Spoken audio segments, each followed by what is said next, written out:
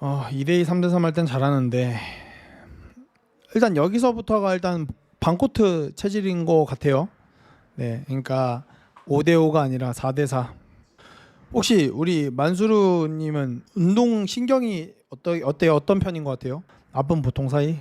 이거 제가 왜 물어봤냐면요, 4대4나 5대5를 하면 할수록, 그러니까 사람들이 많으면 많을수록 어려워하는 분들의 특이점 중에 하나가요, 운동신경이 좋은 분들이 이런 경우들이 좀 많아요. 왜 그러냐면은 2대3인 2대2나 3대3은 혼자만 돌파해도 충분하고 공간을 넓게 쓸 수 있다 보니까 내가 돌파를 하든 슛을 하든 뭐라든 운동신경으로 원큐에 끝낼 수 있는 길들이 되게 많아요. 뭐 인앤아웃 한 번 하고 빵 치고 레이업, 레그스로 한 번 하고 바로 미들슛, 이런 식으로 운동신경이 좋으면은 더블 팀이 없고 뒷선 수비가 없으니까 편하게 농구를 하는데, 4대4나 5대5를 할 때 어려움을 겪는 분들 중에 운동신경이 좋은 사람들이 5대5나 4대4는 젬병인 경우들이 많아요. 그게 대표적으로 저였어요. 어렸을 때 제가 참고로 10대1 때부터 덩크를 했었는데, 저도 반코트만 했었거든요. 이제 5대5를 늦게 시작한 거죠. 근데 이상한 게 5대5를 하면은 되게 어려운 거예요. 3대3이나 2대2나 이렇게 나도 사람이 좀 적으면은 운동신경으로 한 명만 돌파해서 한 명만 제끼면 되니까 훨씬 편했는데, 사람이 많아지니까 뒷선 수비가 있으니까 내가 뒤에 그 사람 한 명을 제껴서 점프를 뛴다 하더라도 뒤에 수비가 있으니까 내가 점프를 뛰어도 그 사람이 나를 막을 수도 있고 하니까 오히려 생각이 좀 많아지는 경우가 많아요. 그래서 운동신경을 여쭤봤던 거고, 이거는 저의 그냥 경험담 때문에 한번 물어본 거예요. 운동신경이 어떤지 물어본 거고요.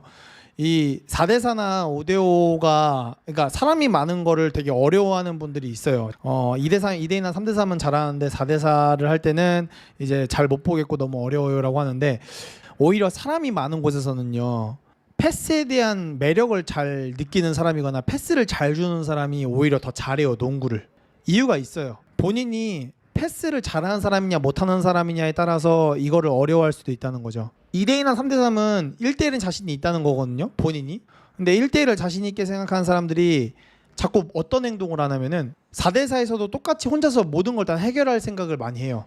내가 패스 게임으로 재미를 보거나, 나한테 내가 한 명을 돌파하고 그 다음에 수비수가 나한테 오기 전에 패스를 돌린다거나, 아니면 내가 드리블을 쳐서 상대방들을, 팀원들을 좀 혼란스럽게 만든 사이에 빈 공간에 패스를 주거나, 이런 거를 좀 재미를 못 보면은 오히려 본인한테 붙는 수비수들이 더 많아지면서 본인이 해결해야 된다는 생각 때문에 놓치거나 패스를 뒤늦게 주거나 아니면 턴오버가 나는 경우들이 많거든요. 동생이 그래요. 재원이가 3대3이나 2대2나 이런 반코트 게임은 정말 재밌게 잘해요.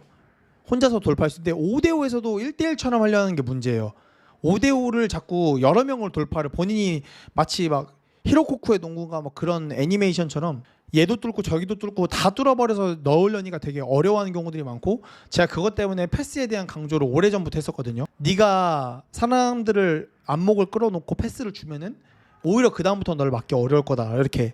그래서 지금 말하는 거를 제가 들어봤을 때 본인이 패스가 어떤지도 좀 체크를 해봐야 될 것 같고요. 드리블 패스를 잘 안 하긴 해요. 뭐 말하는 것처럼 오픈 패스만 하는 편이에요. 그렇죠. 오픈 패스는 사실 누구나 다 할 수 있긴 하죠. 잘 생각해 보세요. 농구를 못하는 사람도 오픈 패스는 다 해요. 비어있으니까 주고. 이제 예를 들어서 4대4를 했을 때 앞서 있는 수비수를 1대1로 제쳤어요. 근데 내가 그 뒤에서 뭔가를 해결하려고 그래. 근데 내가 그 해결하려고 하는 모습을 보여줄 때 뒷선이 나오죠. 그 선수가 나온다는 건 우리 팀원 중에 누군가는 비었다는 뜻이거든요. 그거를 빨리 파악해서 내가 올라갈 것처럼 행동하면서 바로 패스를 줘버리면은 그 다음부터는 그 수비수가 나한테 오는 게 힘들어져요. 왜? 옵션이 두 가지거든요. 내가 갔을 때 패스 가서 슛을 넣을 수도 있고, 내가 안 막으면은 제가 넣을 것 같고. 그래서 본인이 패스를 과연 잘하는 사람인지 못하는 사람인지를 잘 파악하면은 아마 금방 답이 나올 거고요. 드리블 할 때 무조건 앞에 보는 연습 많이 해야 돼요. 물론 NBA 선수들도 매번 드리블 할 때마다 앞을 보는 건 아니에요. 밑선까지 들어가가지고 트랩에 갇히거나 내가 트랩에 갇힐 것 같으면은 대부분 공을 먼저 보긴 해요. 선수들도. 왜? 보호해야 되니까. 내가 지금 앞에 봐서 어디를 줄 게 아니라 내가 빨리 여기를 빠져나와야 되니까. 그래서 본인이 앞을 보면서 하는 드리블을 잘하면은 도움이 많이 될 거예요. 패스를 주는 데 있어서. 패스를 이용하라는 게요, 나쁘게 절대 말하는 게 아니고요, 주인공이 되고 싶으면은 남들을 주인공을 시켜주면 돼요. 나한테 그만큼 수비수가 많이 붙고 나를 그만큼 타이트하게 붙는다는 거는 상대방들이 나를 굉장히 신경 쓰고 있다는 거거든요. 그거를 조금 더 분산시켜 보라는 거예요. 사람들이 무조건 얘만 막을 거가 아니라 얘도 막아야 되고 쟤도 막아야 되는데 이렇게 분산시켜 버리면은 막기가 되게 어려워요. 프로가 아닌 이상은. 프로는 1대1 수비 능력이 되게 좋아요. 우리나라 선수들 수비 능력 되게 좋은 편인 걸로 알고 있어요. 잘하는 편이고 대부분 그냥 편하게 수비를 하죠. 대부분 놓쳐도 그냥 놔주고 뭐 더블팀까지 굳이 가는 경우도 많이 없고 본인이 패스를 이용해서 주인공에 대한 역할을 나눠주잖아요. 그럼 본인이 저절로 그 주인공사에서 주인공이 돼요. 그거를 제가 뒤늦게 깨달았죠. 엄청 뒤늦게 깨달았어요. 제가 20대 초반에 후쿠리 형들이랑 농구하고 막 20대 초반에 농구 잘한다는 얘기 많이 들어가지고 혼자서 모든 걸 다 알려 있었어요. 그래서 5대5에서도 1대1처럼 농구를 하는데 이거를 이제 나중에 깨달은 거예요. 내가 패스를 주면은 뭔가 내가 진 것 같고 내가 못하는 것 같고 했는데 그게 아니었던 거예요. 내가 패스를 주는 순간 수비수들은 더 힘들어져요. 나를 어떻게 막을지에 대해서. 그래서 아마 그거를 잘 생각하시면은 좋을 겁니다. 네.